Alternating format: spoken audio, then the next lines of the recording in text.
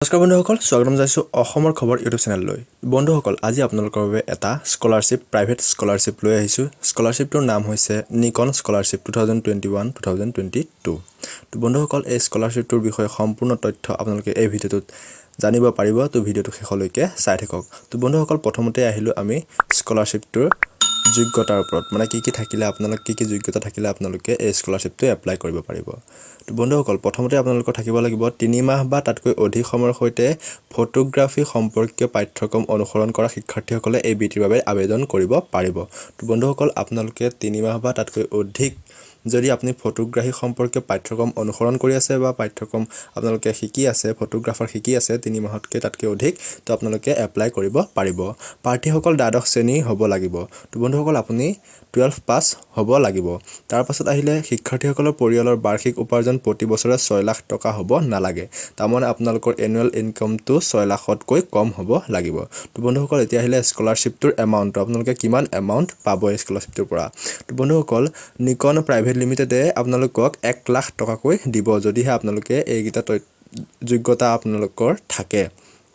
তো এতিয়া আহিলে আপোনালোকৰ কি নথিপত্ৰ এই স্কলাৰশ্বিপটো এপ্লাই কৰিবৰ বাবে লাগিব।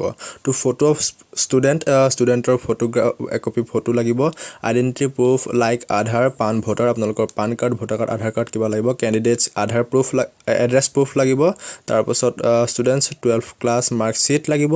তাৰপাছত মানে 12 ক্লাছৰ মাৰ্কশ্বিটখন লাগিব, এডমিশ্যন প্ৰুফ অফ ষ্টুডেণ্ট, আপোনালোকৰ এডমিশ্যন প্ৰুফ এটা লাগিব, আপোনালোকৰ যিখন কলেজত পঢ়ি আছে তাৰ আপোনালোকৰ।